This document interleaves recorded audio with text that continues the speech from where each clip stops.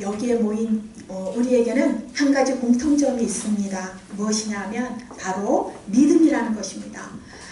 하나님을 향한 믿음이 있기 때문에 우리가 불타는 금요일 저녁에 철야 시간에 모여 있지 않습니까? 우리가 하나님 얼굴을 보고 싶어서 예수님의 얼굴을 뵙고자 그 사랑하는 분 앞에 우리의 마음을 토로하고자 여기에 달려왔습니다. 그러니까 믿음이라는 게 참 놀라운 겁니다. 그죠? 예. 도대체 믿음이라는 게 뭔가? 믿음이라는 건 영생을 얻었다는 확증입니다. 예수 그리스도로 인해 우리가 구원을 얻었다는 그 확증이 바로 우리 마음속에 심겨진 그런 믿음인 것입니다. 그런 우리 마음에 있는 믿음의 근본에는, 우리 기독교 신자들의 믿음에는 무엇이 그 알맹이로 깔려 있느냐 하면 예수님께서 내 죄를 위해 죽어주셨다는 것, 내 죄는 속량받았다, 구원받았다는 그 기쁜 것이 있습니다. 그런데 이 정도에서 그치면 안 됩니다. 예수 믿으면 구원받았다. 이것은 제가 평소에 뭐라고 말씀드렸어요? 예수 믿으면 구원받았다. 이 말씀과 이 생각은 우리의 믿음의 근간이긴 합니다만, 그러나 구원은 받는 게 아니라 구원은 이루어 나간다. 믿음으로 구원은 시작되는 것이다. 이렇게 말씀드렸죠. 이것이 정확한 구원의 개념입니다. 그래서 믿음은 더 자라나야 하는 것입니다.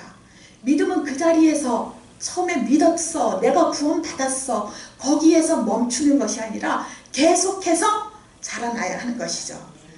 그 정도에서 처음 믿은, 구원받았다고 생각하는 그 안도한 믿음에서 그냥 그것 갖고 일평생 버티고 나가려고 하면 안 되는 것입니다. 왜냐하면 우리 인생에는 폭풍도 오고 유혹도 오고 많은 어려움이 오는 것이 우리 인생이기 때문입니다. 인생 살면서 하나님 백성이 이런 어떤 영혼의 어두운 밤이라고 할까? 필연적으로 예수님을 믿든지 안 믿든지 인생에는 사람이 살면서 그런 시간을 한 번씩은 다 감내하게 하는 게 당연한 것인데, 그런 시간을 하나님 백성이 견디어 나갈 때 그 힘의 원천은 바로 믿음입니다.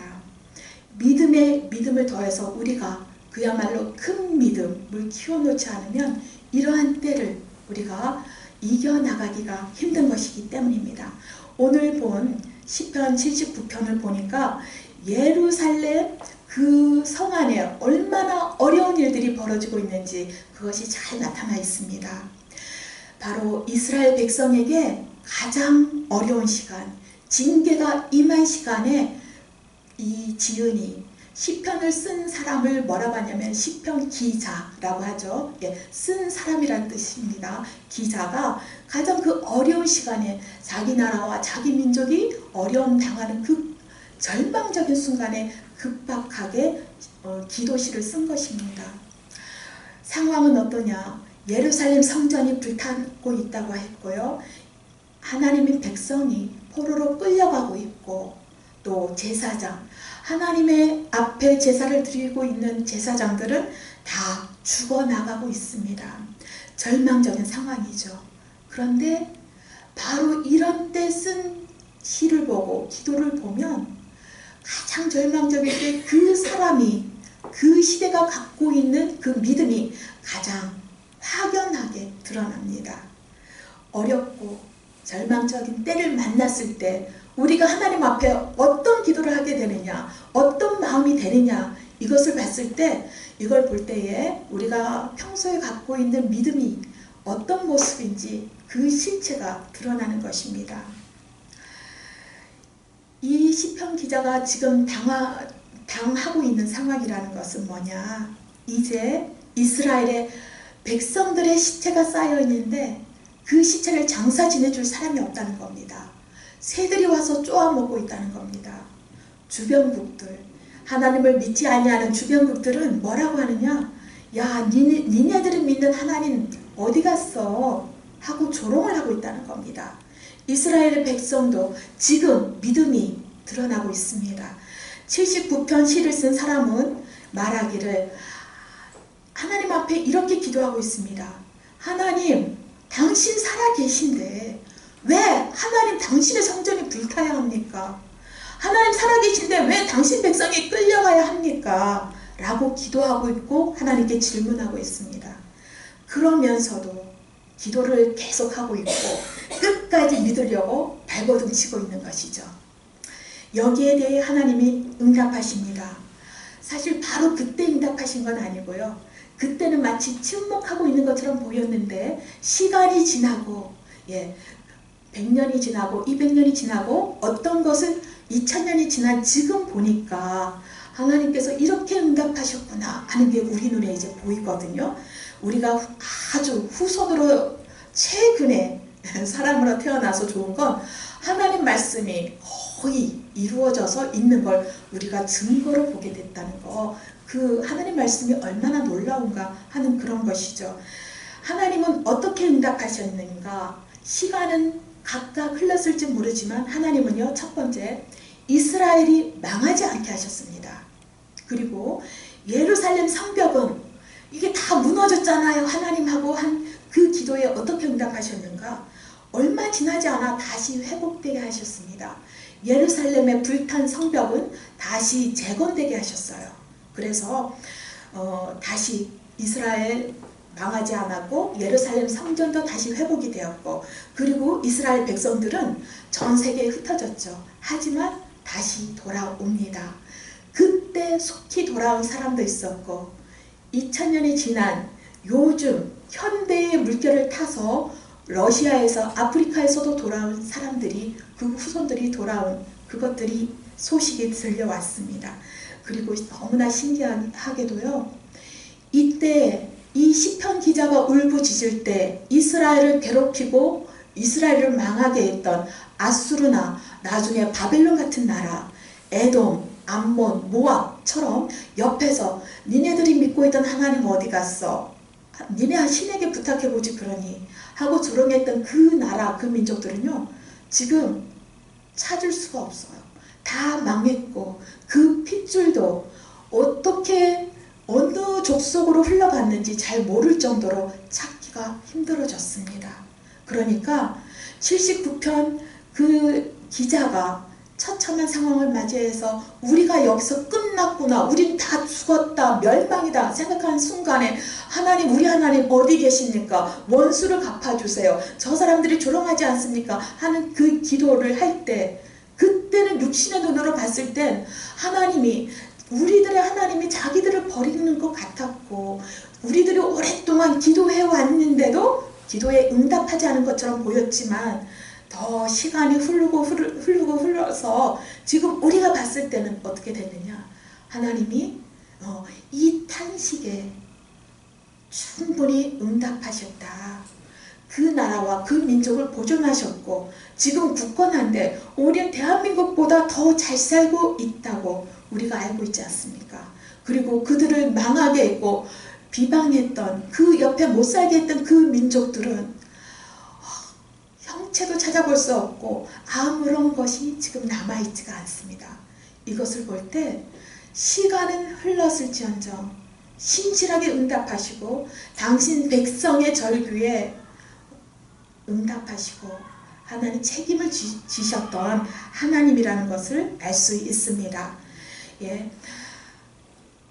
그러니까 우리가 사실 눈앞에 아무리 어려움이 닥친다고 해도 믿음을 붙들고 하나님의 약속을 붙잡고 기도하면 하나님은 반드시 살 길을 열어주십니다.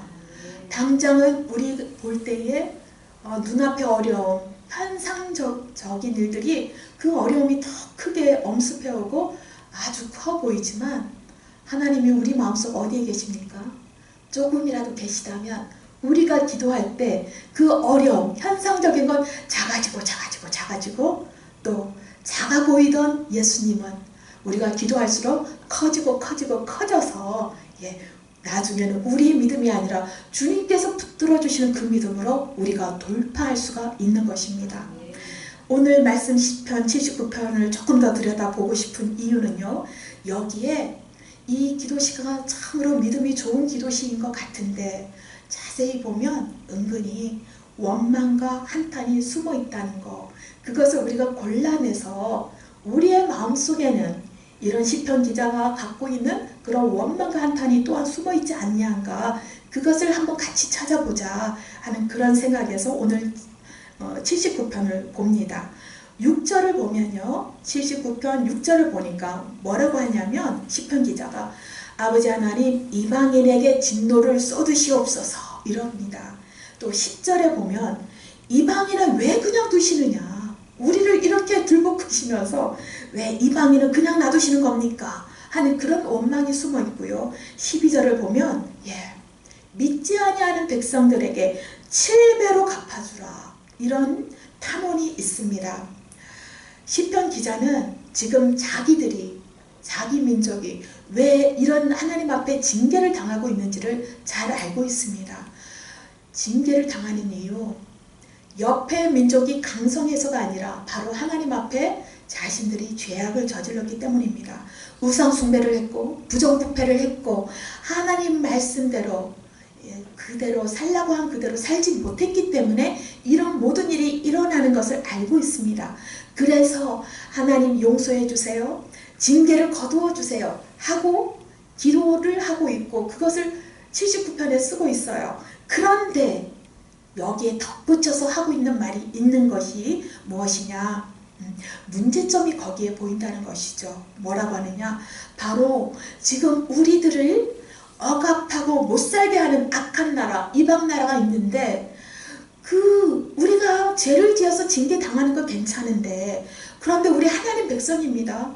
우리를 못살게 하는 저 사람들은 믿지 아니하는 백성들인데 왜 저런 사람들을 들어서, 악한 이방 백성을 들어서 우리를 못살게 하십니까? 주님, 우리를 당하는 건 우리 죄 때문이지 않습니까? 그런데 우리를 못살게 하는 저 이방 나라 사람들, 저 믿지 아니하는 저 사람들, 우리는 그 꼴을 못 보겠습니다. 힘들어요. 왜 이래야 되는 것입니까? 하고 하나님께 사실 불평하고 있는 거예요. 그리고 사실 그게 원망입니다.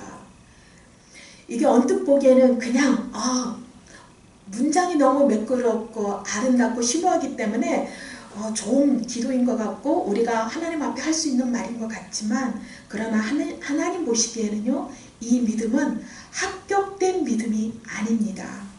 하나님의 솜씨를, 하나님의 손길을 내가 100% 신뢰할 수 없기 때문에 그래서 나오는 말인 것입니다.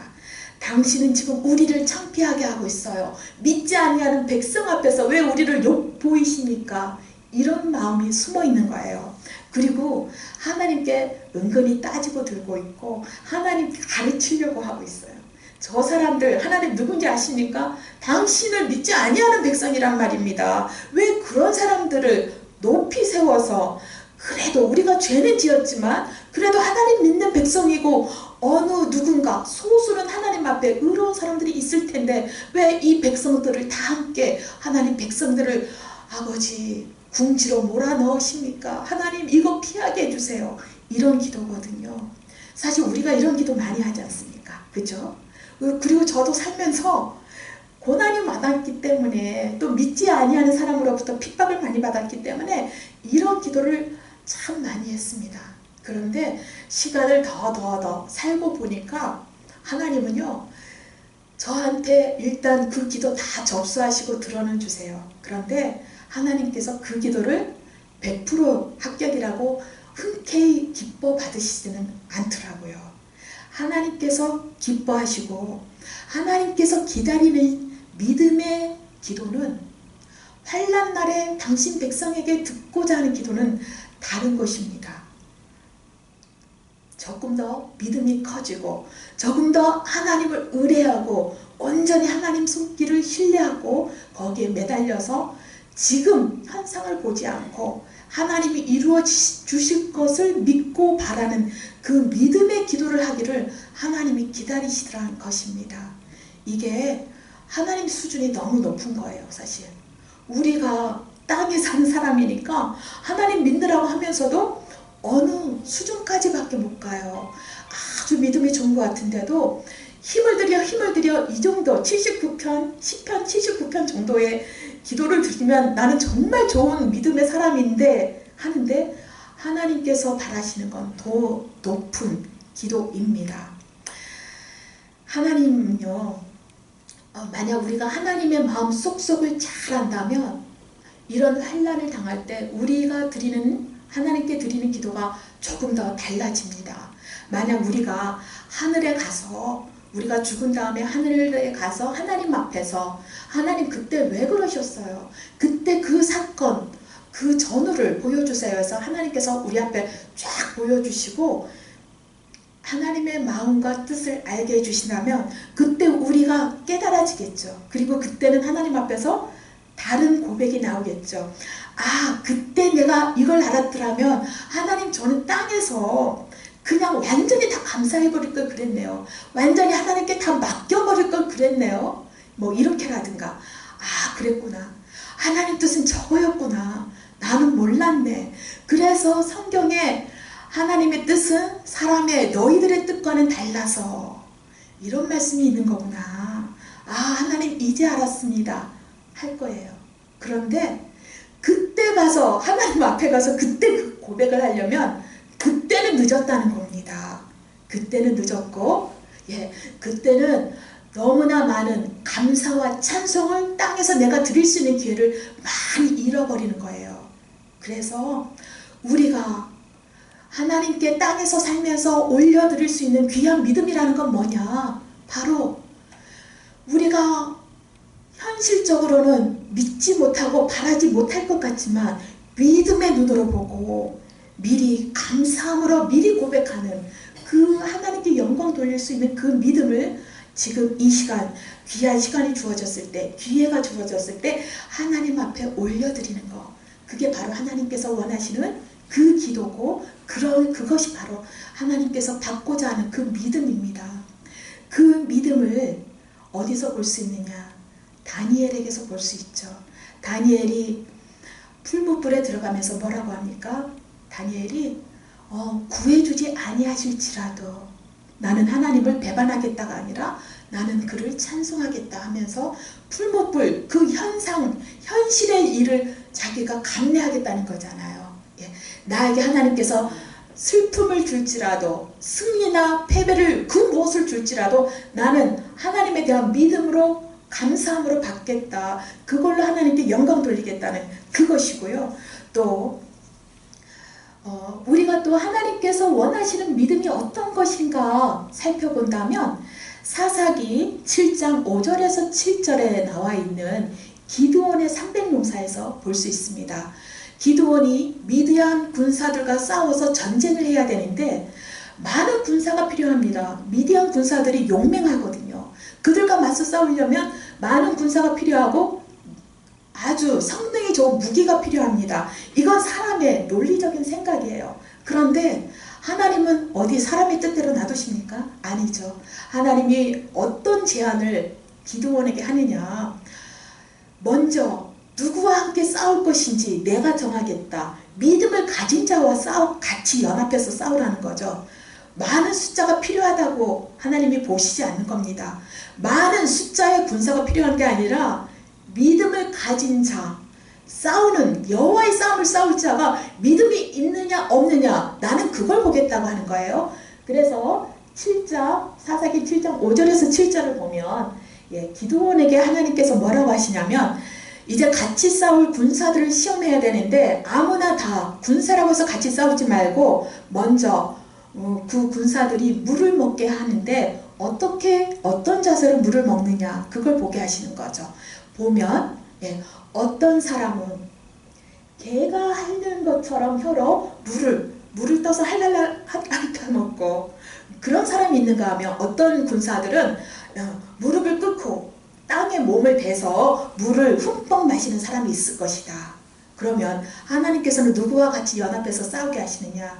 바로 무릎 꿇고 물을 먹는 사람이 아니라 단지 물을 떠서 개가 핥아먹는 것처럼 빠르고 급하고 사방을 보면서 물을 핥아먹는 그 사람과 함께, 그 군사들은 300명밖에 안 됩니다. 그 사람들과 함께 싸우라고 하십니다. 왜 그러셨는가? 하나님이 사람을 보는 관점, 하나님이 원하시는 건 믿음인데 도대체 믿음을 어떻게 보시느냐 말입니다. 개처럼 물을 이렇게 떠서 먹는다는 건 뭐예요? 예, 군사들은 누가 쳐들어오는지 아닌지 영적인 감각이 살아있어야 됩니다. 경계를 늦추면 아니에요. 안 되는 거예요. 영적인 감각을 갖고 영적 전투에 임하는 믿음의 사람이라야 된다. 몸을 땅에 대서 무릎을 꿇고 물을 퍼먹었다는 건 퍼질러졌다는 거예요. 안일해졌다는 거예요. 영적 전투에 임하는 자세가 아니라는 겁니다. 하나님께서는 그걸 믿음으로 보지 않으셨거든요. 그래서 이것을 봤을 때 하나님께서는 믿음을 어떻게 보시느냐. 영적인 감각을 레이더망을 동원해서 하나님 들려주시는 음성, 하나님의 인도하심에 감각이 살아있는, 그래서 하나님께 섬세하게 반응할 수 있는 영의 소리를 듣는 자, 그 사람을 영적 전투에 능한 자, 믿음을 가진 자라고 지금 보시는 겁니다. 하나님의 믿음, 사람의 믿음을 보시는 관점은 이렇게 좀 날카롭고 수준이 높아요. 샤프하신 분이에요, 하나님이.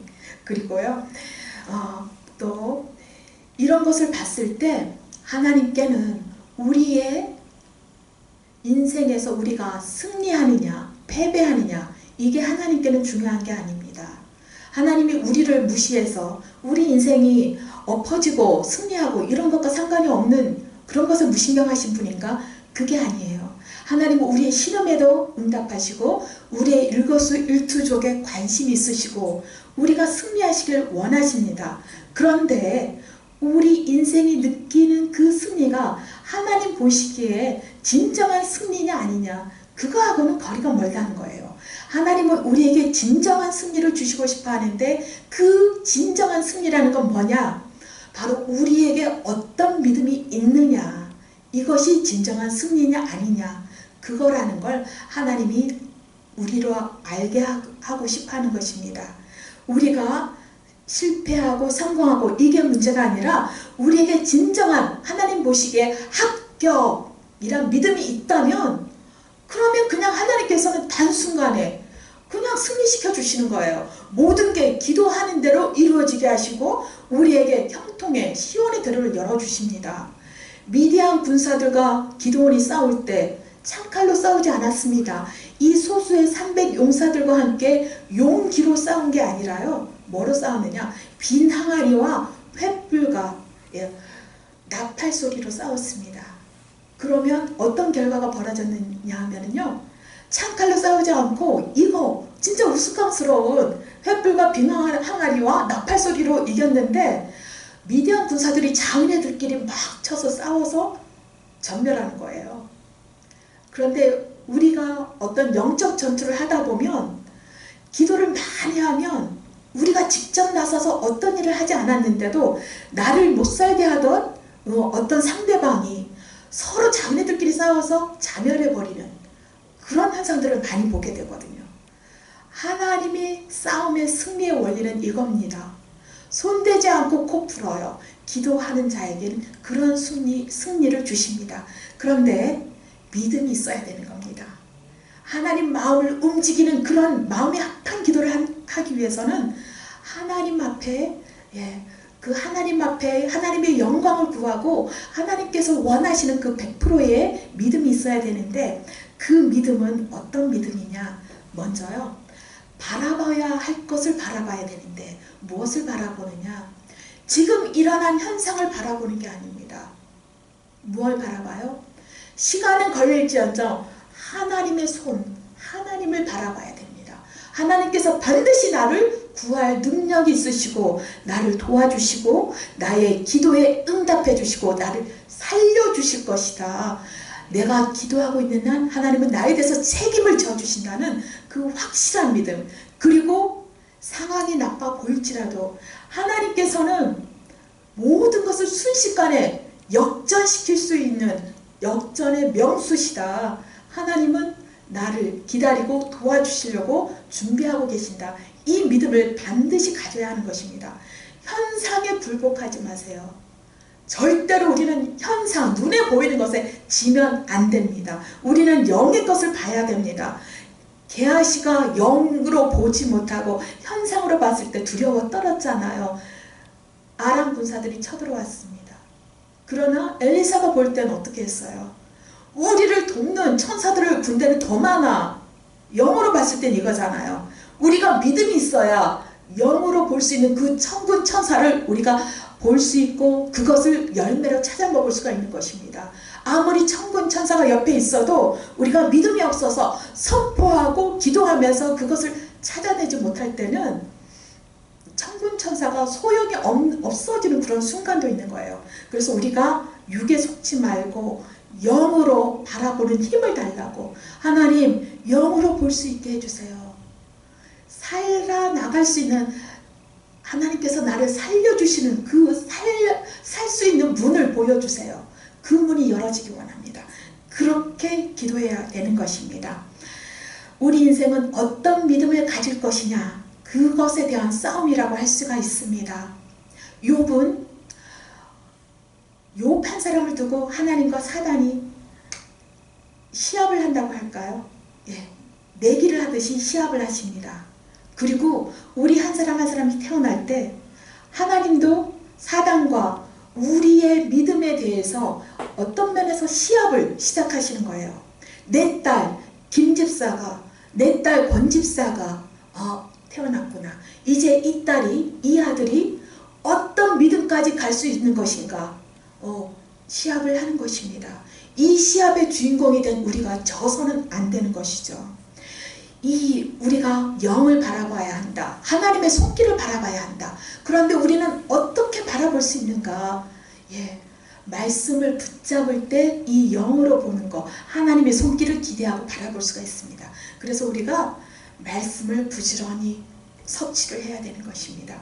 말씀으로 힘을 얻고 말씀이 내 힘의 원천이 될 때 내가 계속 기도할 수 있고, 내가 하나님을 원망하지 아니하고 하나님이 경륜, 내 삶 속에 이루어 주시고자 하는 그 놀라운 그 경륜이 나타날 수 있고 그걸 바라볼 수 있기 때문에 현실은 어려워도 우리가 미리미리 찬송할 수 있고 그것이 우리에게 상급이 됩니다. 그것이 하나님의 마음을 시원케 해드리는 믿음이 되는 것입니다. 빌립보서 4장 13절에 보면 이런 말씀이 있죠. 예, 내게 능력 주시는 자 안에서 내가 모든 것을 할 수 있느니라. 올림픽 때 이 말씀 붙들고 금메달 따는 사람이 있어요. 우리가 이 말씀 붙들고 믿음의 금메달을 따야 되는데, 이 말씀을 자세히 보면요, 이거예요.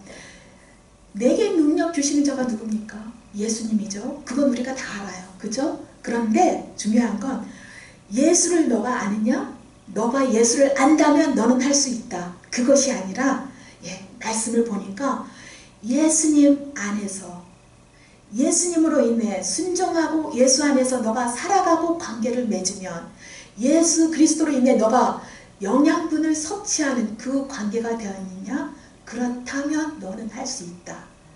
단지 예수 그리스도 그 이름을 안다고 내가 할 수 있는 게 아니라 그분과 연합하고 내가 그분 안에 머물고 그분의 말씀이 내 안에 레마로 받아들여서 살아 숨쉴 때 우리는 무엇이든지 하나님께 담대히 구할 수 있고 하나님은 이루어주실 수 있는 겁니다. 왜? 그때의 믿음이 바로 육에 잡히지 아니하고 영으로 볼 수 있는 그 믿음, 다니엘 믿음처럼 하나님께서 도와주시고 성령께서 우리의 믿음을 붙들어 주시기 때문에 우리의 믿음이 하나님께 연합되어져서 하나님께서 무엇이든지 구하는 대로 허락해 주시는 것입니다.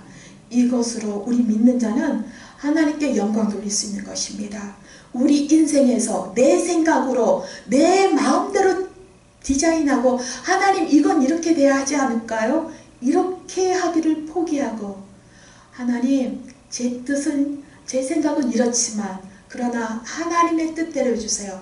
하나님 보시기에 가장 좋은 것을 해주세요. 저는 하나님 앞에 승복합니다. 따라갈 수 있는 지혜, 따라갈 수 있는 영의 눈, 언제나 기뻐하고 무엇이든지 뭐든지 간에 감사할 수 있는 그 믿음을 주세요. 제가 끊임없이 쉬지 않고 기도하겠나이다. 이럴 때 하나님께서 기뻐하시고 그게 바로 하나님의 뜻이라고, 우리를 향하신 하나님의 뜻이라고 이 시간에 우리를 권면하십니다. 마침내 하나님 앞에 기도하고 승리하는 그 100% 합격된 믿음의 주인공이 저와 여러분이 다 되시기를 예수님의 이름으로 축원하고 또 축원합니다. 자, 다 같이